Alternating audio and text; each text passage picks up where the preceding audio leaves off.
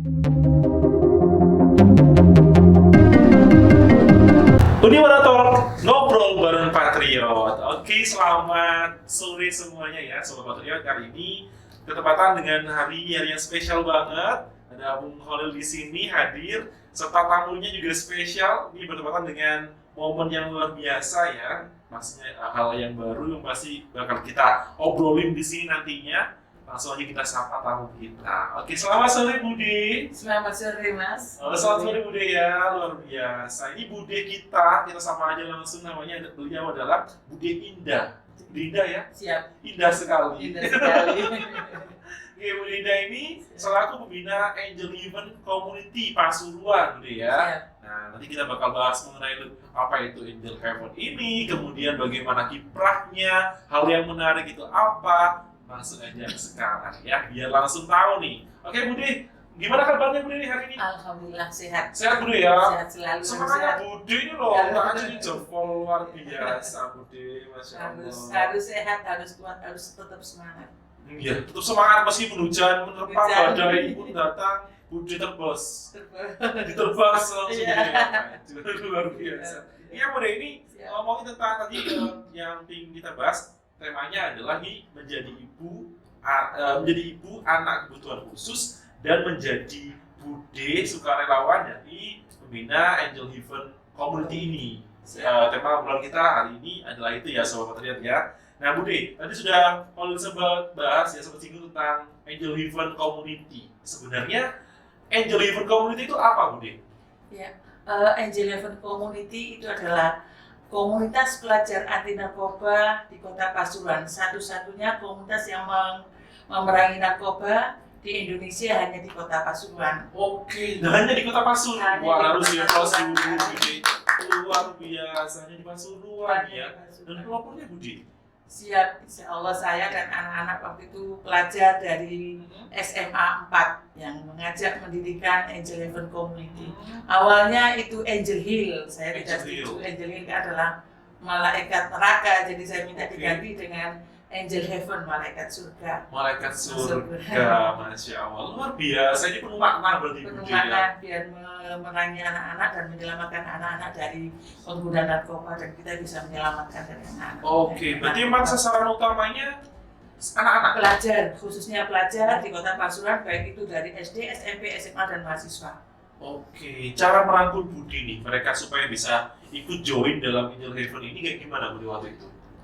Pertama kita mendirikan Angel Heaven ini memang tidak mudah. Awalnya itu dari 7 pelajar, yaitu Mas Rozikin sebagai ketua. Waktu itu saya angkat sebagai ketua karena dia langsung menodong langsung ke rumah saya untuk mendirikan. Ayo Bude kan bisa deket sama anak-anak. Semua anak-anak itu kok bisa gampang sekali dengan Bude ini, bisa deket, bisa nurut manut gitu. Ayo deh kita ngadakan komunitas pelajar anti narkoba. Nah, berat sekali saya bilang gitu. Nah, awalnya itu kan masih anak 7, ada Tasya, Rosikin, Soba yang sekarang juga Cak Daning di Kota Pasuruan, dan waktu itu juga ada Brili. Sekarang ini semuanya sudah pada kerja, sudah lulus kuliah semuanya. Jadi 7 dulu, baru ada anak 18, berikutnya 32.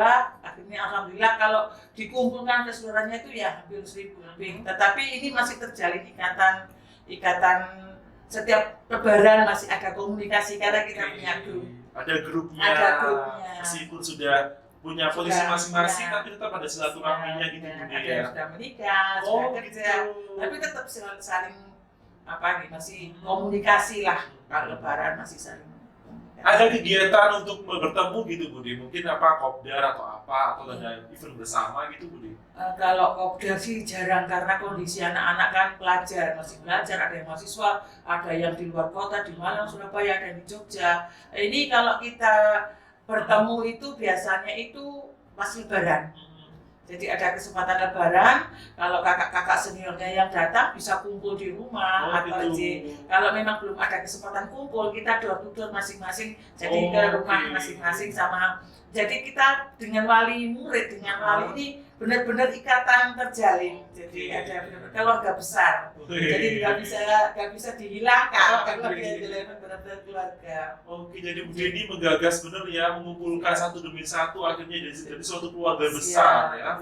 Padahal ini awalnya emang padahal mereka juga mungkin nggak kenal Bude ya. Sama sekali nggak kenal, karena dari sekolah lain dengan sekolah yang lainnya kan nggak mengenal. Tapi karena kita sering sosialisasi ke sekolah-sekolah setiap 3 bulan sekali, masih belum ada pandemi, kita rutin. Jadi kita tidak usah mencari. Jadi anak-anak datang sendiri, Bude saya ikut, karena kita memberi pengarahan sosialisasi bahaya narkoba. Anak-anak di situ terpikat bagaimana caranya, Bude. Kita akhirnya ya kita ikut bareng-bareng. Oke, jadi Bude Indah ini mewadahi, memberikan tempat untuk anak-anak yang ingin tertarik di bidang ini. Tentang apa? Peduli narkoba ya. Peduli narkoba. Gitu ya. Pokoknya tentang siapa yang ingin dari remaja yang ingin terhindar dari narkoba, diwadahi di Angel Heaven gitu Bude ya. Nah, by the way Bude ini kegiatannya apa aja tuh di Angel Heaven? Kegiatannya di Angel Heaven itu banyak Mas, ada 13 kegiatan sebenarnya. Ya, teater kita sudah rekor muri 3 judul. Kita teaternya itu menyangkut tentang cagar budaya Kota Pasuruan yang sudah mengudara di rekor muri itu Untung Suropati. Jadi ada 5 versi, saya sutradara menjadi 1 versi. Jadi terus ada lagi Mbak Slaga, terus sejarah Gedung Wolu.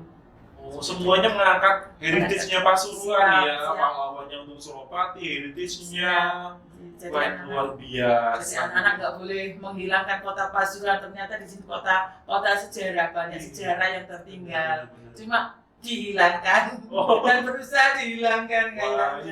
Jangan sampai insya Allah, mudah-mudahan Bismillah insya Allah. Tapi udah didokumentasikan filmnya tadi? Insya Allah ada. Kita teaternya berbentuk kontemporer. Jadi kontemporer. Jadi saya membuat cerita itu tidak terfokus. Jadi kita beri apa ya, yang lain daripada teater yang lain. Jadi kita tidak mengurangi cerita sejarah, tapi kita berikan ada seninya, misalkan ada yang tertembak tapi dengan kondisi lucu, jadi biar tertarik gitu. Ada sisi lain yang menarik, sisi lainnya, gitu ya, kontemporer. Nah, luar biasa, bisa ini bisa itu semuanya bisa Bu di Unilever. Ada juga yel-yel, alhamdulillah. Gimana yel-yel? Yel-yelnya alhamdulillah kita pernah mengikuti lomba di Kostrad, kita alhamdulillah juara 1. Terus kalau yel-yel kita memang kan judulnya tentang narkoba ya, jadi alhamdulillah lah setiap ada yel-yel kita ada event-event di kota kita yang selalu dipakai terutama anak-anak.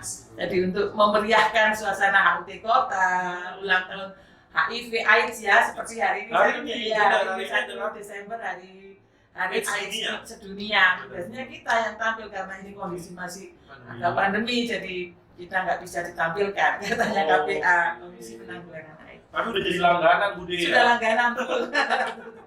Luar biasa kan, tangannya buat Angel Heaven, dibinanya Bude Indah ini keren banget.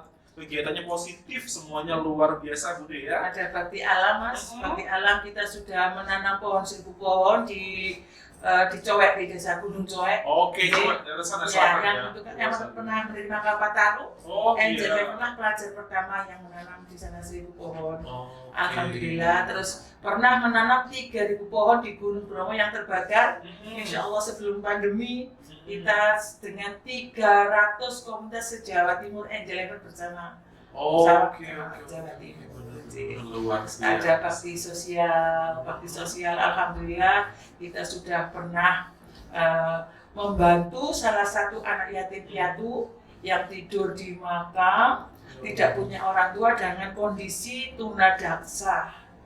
Tunadaksa itu yang postur badan, tidak bisa jalan, tidak bisa tidur kan harus dibantu, itu tunadaksa Mas. Nah, di sini kita sudah bisa membantu menghibur, memberikan tempat tidur, memberi support untuk hidup lah, memberikan boneka, memberikan kursi roda, karena memang rumahnya jarang ditengok orang. Alhamdulillah Angel Heaven insya Allah setiap tahun insya Allah masih bisa, meskipun nggak banyak karena kita independen Mas. Independen tidak pernah dapat bantuan dari mana-mana, kita ya dibantu sama Allah dengan kebesaran anak-anak. Alhamdulillah. Meskipun independen tapi manfaatnya itu banyak ya Bude ya. Bisa memotivasi banyak orang gitu loh, yang paling penting ya, luar biasa. Ya Bude, ini sampai saat ini untuk jumlahnya dari anggota Angel Heaven sendiri ada berapa Bude?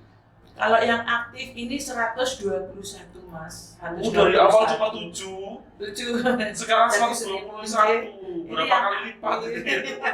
Luar biasa. Ya, termasuk jadi atlet semua, sudah menjadi atlet panahan. Nah, jadi itu juara juga. Alhamdulillah, kemarin terakhir kita lomba di Bupati Cup, 20 atlet mendapat medali, 39 medali. Wes, luar biasa. Sawat dulu. Alhamdulillah. Yang bina siapa Budi untuk panahannya? Alhamdulillah saya sendiri. Lo Budi juga Saya pelatih dari Pemda Jatim. Wih, Tahun 2016 kebetulan panahan di kota cikal bakalnya dari Angel Heaven pada tanggal 4 November 2016.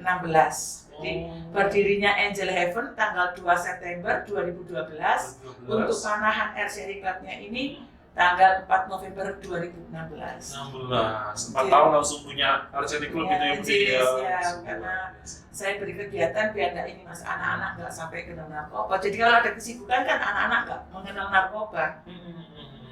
Ya untuk selama ini base campnya di mana Budi? Alhamdulillah base campnya di rumah saya sendiri, di rumah Budi ini karena nggak ada tempat, dari pemerintah sudah mengajukan, kita belum pernah ada perhatian, jadi ya alhamdulillah rumahnya Budi tempatnya anak-anak surga. Semoga ya Budi dengan podcast kita ini Uniwara Talk mungkin Amin. pemerintah juga melihat kita di sini ya dari Uniwara ini memberikan dukungan untuk Budi. Amin. Memberikan dukungan untuk Angel Heaven juga dengan prestasi-prestasi yang sudah ditorehkan oleh anggota Angel Heaven. Paling tidak disupport lah dengan memberikan apapun itu yang bentuknya positif, bisa jadi mungkin diberikan base camp atau diberikan yang pokoknya hal yang baik lah Budi ya. Harapan kita bersama. Amin. Ya amin Budi. Nah ini Budi, lu ingin tahu juga tentang bagaimana tanggapan orang tua dari anak-anak yang berkebutuhan khusus tadi, yang disabilitas ya, terhadap kegiatan yang selama ini Budi lakukan bersama di Angel Heaven itu. Ya alhamdulillah di Angel Heaven memang aneka ragam, ada anak yatim piatu, anak nggak mampu, anak berkebutuhan khusus, juga anak berprestasi dari OSIS, jadi berbagai kalangan. Untuk anak-anak yang ABK di Angel Heaven memang saya bina, karena sebelum saya mendirikan Angel Heaven saya juga pernah mendirikan Al-Suaibi, jadi yayasan anak-anak berkebutuhan khusus. Karena mereka sudah menikah, sudah pada rumah tangga, akhirnya anak-anak kita rekrut, kita masukkan lagi ke Angel Heaven. Kalau tanggapan dari wali murid yang mempunyai anak ABK masuk ke Angel Heaven, ya alhamdulillah sangat antusias, sangat mendukung dan berterima kasih, karena di sini anak-anak ABK itu kan harus bisa bersosialisasi dengan yang nggak boleh disembunyikan, nggak boleh dikucilkan siapapun. Alhamdulillah anak Angel Heaven itu luar biasa. Jadi mau merangkul adik-adiknya yang berkebutuhan khusus, jadi nggak ada batas. Yang tunarungu, anak-anak saya ajari pelan-pelan dia otodidak bisa berbahasa isyarat, bahasa artikulasi bisa. Jadi yang misalkan ada yang tunagrahita ya kita rangkul, kita anggap sama dengan mereka. Jadi orang tuanya juga sangat mendukung dan berterima kasih. Alhamdulillah di sini yang sudah terbentuk menjadi atlet panahan itu ada dua. Dari Kota Pasuruan. Dari Kota Pasuruan pernah mengikuti kejurnas panahan di Malang, itu mendapatkan emas. Luar biasa. Jadi namanya orang normal semua, iya, orang normal semua. Jadi anak kita yang istimewanya di situ sampai sekarang pun masih belum ada yang tahu dari Perpani kalau di Angel Heaven bisa membina anak yang berkebutuhan khusus sampai mendapat emas di kejurnas. Keren luar biasa. Oke, Masya Allah. Prestasi luar biasa, sudah ada wadahnya. Nih harusnya pemerintah juga mendukung tadi ya. Itu harapannya ya. 10 tahun kita sudah. Iya, 2012. Sekarang sudah 2021. Iya, 10 tahun ya Budi ya. Luar biasa. Oke deh Budi. Nah, sekarang kita masih ngobrolin tentang tadi. Nah, untuk selanjutnya Budi yang ingin Holly tanyakan masih tentang ABK Budi ya. Siap. Nah, ini kan posisinya Budi juga menjadi seorang ibu. Betul. Ibu dari anak yang berkebutuhan khusus. Nah, Budi ya, jadi ibu dari anak berkebutuhan khusus. Nah, bagaimana nih Budi rasanya punya anak yang berkebutuhan khusus? Ya, alhamdulillah memang itu saya itu bangga. Ya manusiawi ya, rasa bertanya kepada Allah, kenapa Allah memberikan putra seperti saya 5 tahun tidak punya anak tetapi diberi titipan anak yang istimewa. Berarti saya harus bangga karena di dalam rahim saya terdapat surga untuk putra saya. Jadi memang kalau menurut saya sih ya alhamdulillah, karena tidak semua orang diberi titipan sama Allah mendapatkan anak yang istimewa. Memang saya ini sebagai pelaku, sebagai ibu anak yang punya anak bernafsu khusus, awalnya putra saya memang lumpuh, tidak bisa jalan, termasuk tunadaksa. Tetapi alhamdulillah saya dengan gigi dan saya yakin karena Allah semua itu pasti akan bisa berjalan seperti yang lainnya. Alhamdulillah sudah bisa jalan dan normal sudah. Sekarang tinggal tunarungu, tapi alhamdulillah prestasinya luar biasa. Bahkan dia juga ngajar olahraga di SLB dan membuka kayak apa ya, tempat untuk anak-anak bela diri. Oh gitu, bela diri apa? Perisai diri, PD. Jadi banyak dia ada di Kecamatan Panggung. Dulu masih belum ada pandemi di kantor wali kota, terus di SD Banila, terus ada di sekolahannya SNPLB-nya. Berarti Bude sangat bangga ya? Sangat bangga saya punya anak. Kalau mungkin saya nggak punya anak ABK, mungkin saya nggak bisa membantu Angel Heaven. Wah, ini termotivasi dari putra saya. Saya dulu nadar, ya Allah, kalau memang ono Jawa nih zaman, ya Allah, saya besok akan membuat, kalau anak saya mampu normal seperti yang lainnya, bisa jalan, bisa aktivitas, saya akan membentuk yayasan anak-anak cacat, anak-anak yatim. Ternyata Allah mendengarkan doa saya. Padahal saya bukan orang kaya, Mas. Saya bukan orang kaya, makanya kita disoge kapan amal ya udah. Ini mungkin kesempatan saya diberi Allah anak yang ABK, tapi saya bisa membentuk Angel Heaven, mengumpulkan anak-anak satu kota, dari kabupaten juga ada, dan Angel Heaven juga sudah membuka cabang di Probolinggo. Oh begitu, waduh, luar biasa Bude, sangat teguh sekali hatinya Bude ya. Padahal ya saya rasa kan mungkin ada beberapa orang Bude yang ibu di luar sana, kalau mungkin ketika mendapatkan diberikan oleh Allah ya sosok anak yang ABK, mungkin mereka merasa terkucilkan. Kenapa kok saya begini? Dan saya punya sosok yang lain banget di Bude ya. Bude sangat tegar, sangat kuat, luar biasa. Hingga saat ini bahkan bisa mencetak anak yang ABK tadi berprestasi di berbagai macam bidang, luar biasa. Dan Bude, sekedar informasi aja Bude ya. Bulan Desember itu ternyata bulan yang sangat spesial. Spesial buat Bude. Atau Bude banget. Kenapa kok bisa dibilang Bude banget? Karena pertama Bude ya di tanggal 1 ini hari AIDS dunia. Oke, itu kan pasti juga mengarah ke Angel Heaven yang ke narkoba ya. Kemudian di tanggal 3 ternyata itu ada hari penyandang cacat. Iya, hari disabilitas internasional. Jadi mengarah ke Bude. Luar biasa, mudah-mudahan termotivasi nih yang di luar sana yang lihat podcast kita ya. Kemudian tanggal 5 ini juga ada hari sukarelawan internasional. Baru tahu kalau ini saya. Baru tahu kalau ini memang. Kalau 3 Desember sama 1 Desember saya setiap tahun memperingati. Iya, kalau hari yang sukarelawan ini baru tahu sekarang. Iya, sukarelawan termasuk Bude ini mungkin jadi salah satu sosok yang sukarelawan ya. Tadi menggagas jadi Angel Heaven dan lain sebagainya, bisa mengarahkan anak-anak yang ABK tadi punya prestasi di Pasuruan dan satu-satunya di Indonesia. Oh, tepuk tangan saya lagi untuk Bude, luar biasa. Spesial lagi Bude, tanggal 22 Desember. Hari Ibu. Nah, Hari Ibu. Bude ini selaku ibu, menurut saya, kalau saya mungkin ya punya ibu seperti Bude, saya nilai Bude ini ibu yang sangat tegar, ibu yang sangat luar biasa. Gini lagi sih Bude. Saya kalau udah ngomongin ibu itu pasti udah inilah mulai merasakan terlalu ya Bude nangis. Ya gitu Bude. Ya merasakan yang namanya kasih sayang seorang ibu, apalagi tadi memiliki anak yang berkebutuhan khusus dengan kasih sayangnya Bude dari kecil sampai dewasa. Terakhir. Ya Bude ya, sampai sekarang berprestasi, punya hal yang baik, dan Bude bahkan bisa memfasilitasi tadi Bude ya. Saya ucapkan sangat luar biasa, terima kasih sekali buat Bude bisa mewadahi anak-anak di Pasuruan ini melalui Angel Heaven-nya. Iya betul. Bude semangat terus Bude. Ya, semangat. Lalu loh Bude sampai nangis. Ya, karena memang apa ya Mas? Gini. Jadi saya itu pelaku ibu yang cacat. Aku anak yang mempunyai anak yang berkebutuhan khusus. Zaman waktu itu kita tinggal di sebuah batalion, cuman saya yang mempunyai anak cacat. jadi dukungan dari masyarakat saat itu ya Mas ya, beda dengan sekarang kan. Jadi dukungan itu nggak ada, paling nggak kan bahasa Inggrisnya ngerasain itu. Iya, itu kan terjadi karena sakit kan. Kalau punya anak sudah keadaan kondisi waktu itu gaji Pak D TNI waktu itu kan gajinya masih 64.000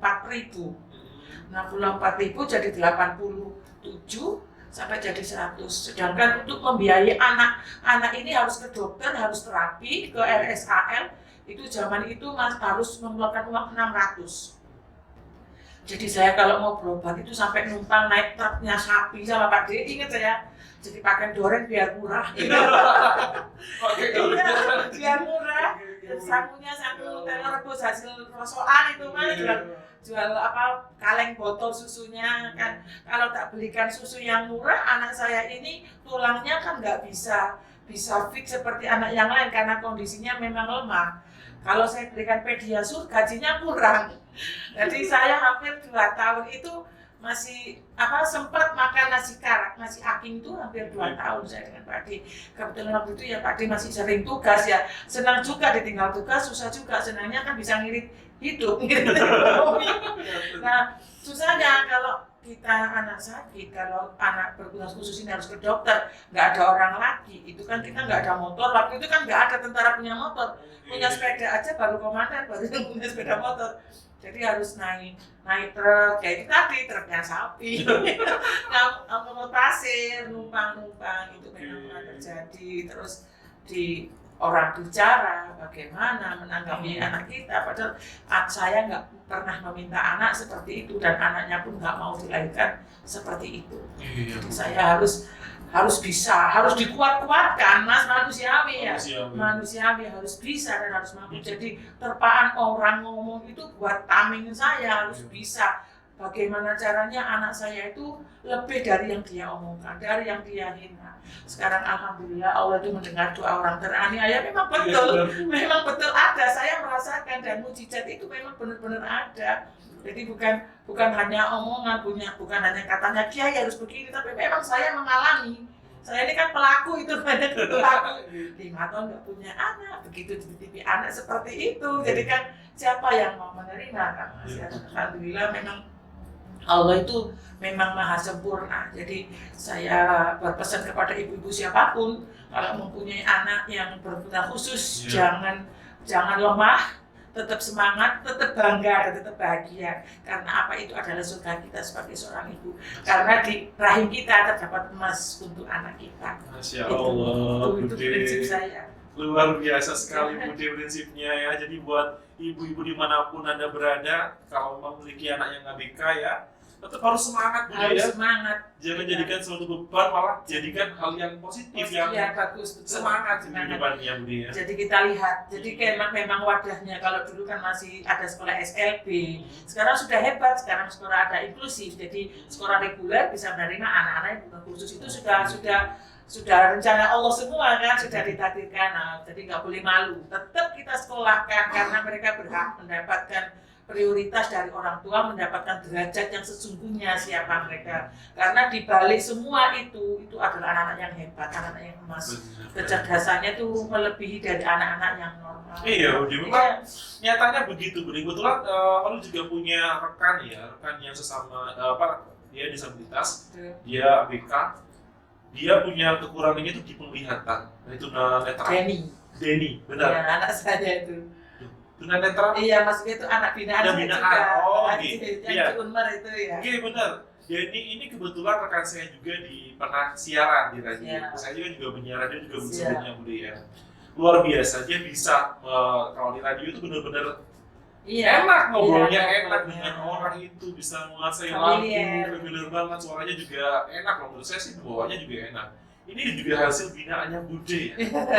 Ya insya Allah kalau anak-anak dari SDLP, SMP, SMLP insya Allah kenal Bude semua karena dulu kan di Al-Suaib itu kan saya yang bina di Tuhan Bogor ya termasuk Mauludin itu yang biasanya pakai kita. Kalau dia ini vokal, penyanyi. Oleh kecil sukanya lagu Mandel itu. Enak suaranya. Suaranya enak. Maksudnya digerati kalau ya digerati. Mbaknya baik sama saya, kenal banget seperti keluarga. Memang ikatan keluarga disabilitas satu kota insya Allah baik itu guru-gurunya, kepala sekolahnya.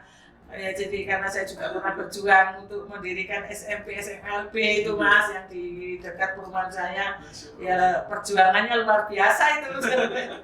Jadi ada pendidikan apa? Riwayat, memang riwayat. Memang saya sebelum mendirikan Angel Heaven itu memang saya fokus ke disabilitas.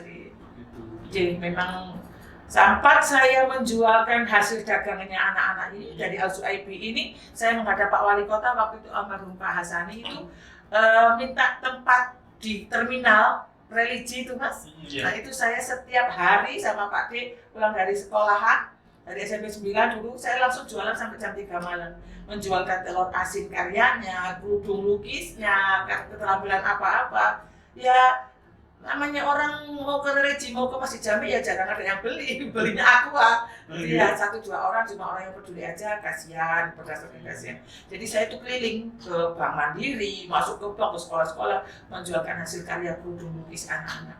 Itu berjalan 2 tahun, terus karena sudah anak-anak tidak mampu fisiknya, karena nggak ada pemasukan, dari telur asin itu ambil telurnya dari gratis, di sini anak-anak ngelola sendiri.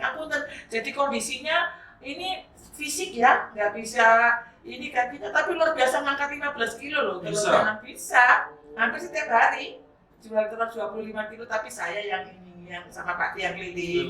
Karena apa? Yang bisa berdiri, nggak bisa bicara Mas karena tunarungu, yang bisa bicara tunadaksa nggak bisa berdiri, jadi pakai kapal sepeda roda 3 itu. Jadi saya membantu mereka biar lancar penjualan. Sempat 3 tahun insya Allah.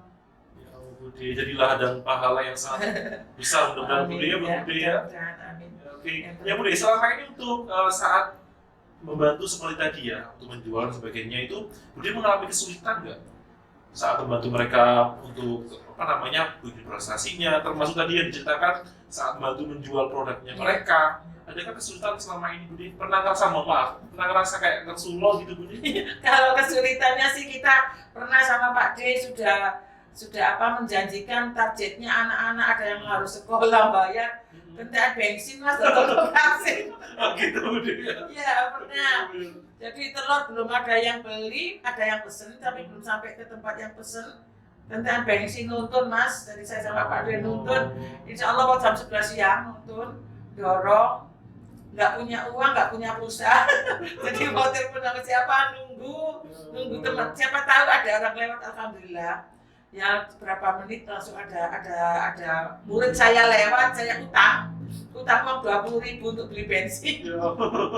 Ya kesulitannya sih ya memang di penjualan itu kadang kita nyampe promo nggak dibeli itu ya memang sudah ya mungkin beliau nggak ada uang atau nggak siap kalau mau beli ya yang kasihan sih banyak. Memang cenderung apa ya, orang disabilitas itu orang kasihan tetapi tidak peduli itu loh. Jadi yang saya itu bagaimana caranya orang yang punya kasihan tapi peduli memberikan jalan rezeki, misalkan kayak memberi modal ke anak-anak. Ya ada aja Bude ya. Iya. Seperti itu ya. Iya ada ya nggak ada.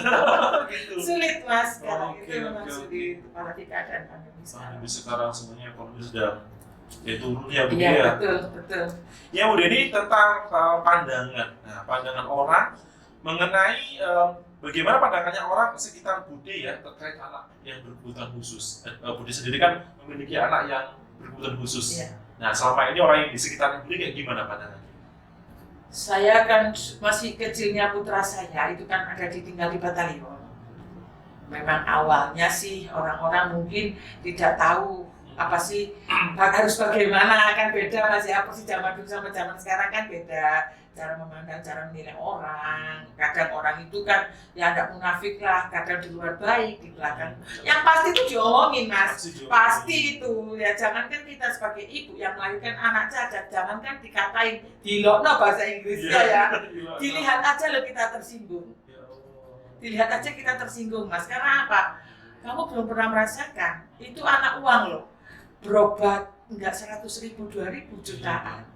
Ya, terus bagaimana mental, bagaimana cara membimbingnya, mengajak ngobrolnya. Kalau nggak diterima apalagi yang tunarungu itu susah sekali. Jadi pandangan orang itu ya normal-normal aja, ya sewajarnya aja. Ada yang baik lahir batin, ada yang baik di depan, di belakang rasani, itu sudah umum, sudah biasa di mana-mana. Insya Allah pasti ada. Ada yang ngatain, yang paling sakit hati itu yang saya nggak bisa, karena nggak terima. Itu anak pertama, itu paling dulu mau digugurkan jadi anaknya cacat, subhanallah. Itu enggak ada anak cacat dilahirkan itu enggak ada, insya Allah. Itu semua titipan Allah. Kebetulan saya nikah tahun 89. Anak saya lahir 94, lahir digugurkan di mana? Jadi kadang-kadang janganlah memvonis orang punya anak cacat kata-kata seperti itu. Itu kan sudah takdir Allah, ya. Itu kan permintaan, sudah garisnya ibu itu mempunyai anak yang istimewa seperti itu. Kalau kamu nggak bisa membantu, jangan mencemooh. Anak-anak itu adalah anak istimewa, dia lo nggak pernah ngatain mereka yang membicarakan mereka, ya kan? Jadi kalau bisa ya, ayolah kita bantu, kita dorong bagaimana memberi edukasi seperti anak-anak yang khusus. Jadi saya anak-anak yang bukan anak SLB, sama saya dekat semua. Kadang-kadang nun sewu, mungkin ada yang melihat saya. Bahkan sampai sekarang kalau ada yang orang tua punya orang sakit jiwa, manggil saya Mas. Jadi saya kok Jokono loh Mas. Saya karena bisa komunikasi. Jadi orang gila tuh bisa mendengar. Bisa mendengar. Diajak ngobrol. Bisa, saya bisa. Bisa interaksinya. Bisa, interaksi bisa. Nggak mau mandi, manggil saya Mas. Disuruh ngajak mandi, ya mandi. Biar mandi. Mohon maaf, ini Budi belajarnya dari mana nih? Saya nggak tahu belajar. Iya, karena mungkin saya sudah punya anak tunarungu kan susah komunikasi, jadi mudah marah kan. Saya juga sering marah juga sama, karena mungkin saya capek manusiawi ya, seorang ibu kadang duente, kadang anak nakal ya, kebutuhan banyak, terus ini nggak malu karena nggak dengar ya. Itu mungkin jadi bisa dari nurani Mas, jadi dari hati kita bisa, insya Allah bisa komunikasi dengan orang-orang. Luar biasa sekali. Ini Bude, jadi pertanyaan yang terlintas juga dari ya. Bagaimana Bude ini termotivasi untuk memaksimalkan potensi dari anak ABK? Mereka kan istilahnya dari awal nih mungkin anak ini nggak bisa apa-apa ya kan, dengan kekurangannya, tapi bisa termotivasi untuk Bude, anak ini harus bisa berkembang, anak ini harus bisa lebih dari yang normal. Nah ini apa yang buat Bude bisa motivasinya itu Bude? Saya termotivasi dari pribadi saya sendiri, sudah saya alami sendiri, karena sudah saya praktekkan kepada putra saya sendiri.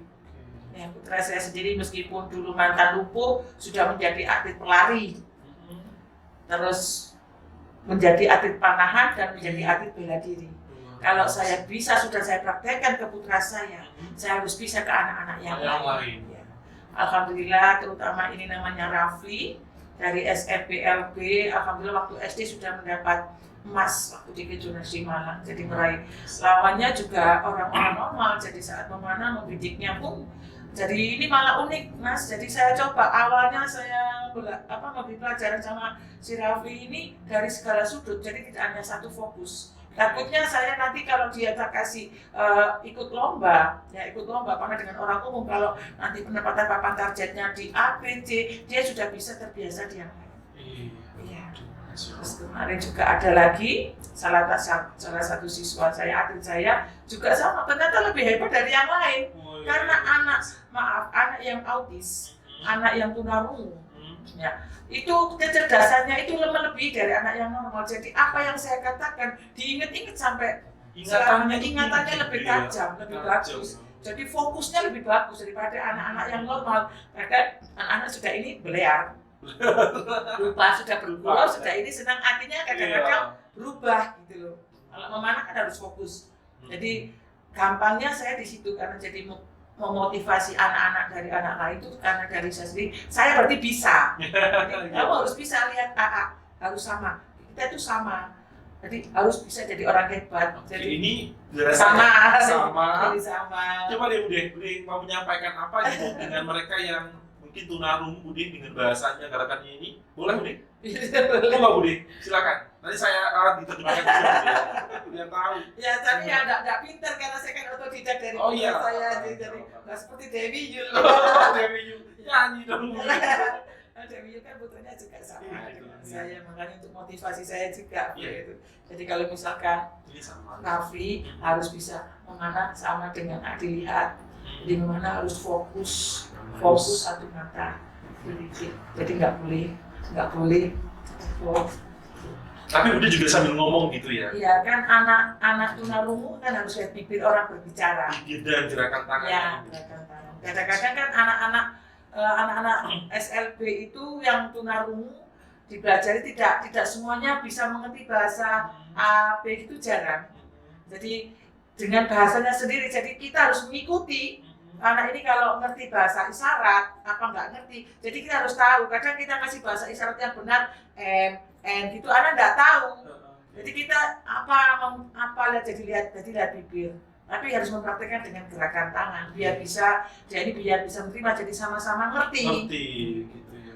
Jadi memang susah kalau ngajari anak tunarungu, beda dengan anak yang autis. Kalau autis itu bertanya terus, diulang-ulang terus, tapi kita harus memahami, harus mengerti, harus menerima, harus sabar, lebih sabar. Juga yang tunarungu harus sabar karena nggak ngerti yang kita maksud toh, jadi susah kan. Nah kadang-kadang sampai wali atlet yang dari tunarungu, saya lo heran Budi, saya lo nggak mampu, saya ibunya nggak ngerti, nggak kok Budi ngajarin sampai anak saya dapat emas sampai bilang begitu ya, karena saya tadi sudah mengalami dengan praktek dengan putra saya sendiri. Ya itu tadi, satu itu sabar dan harus mau benar.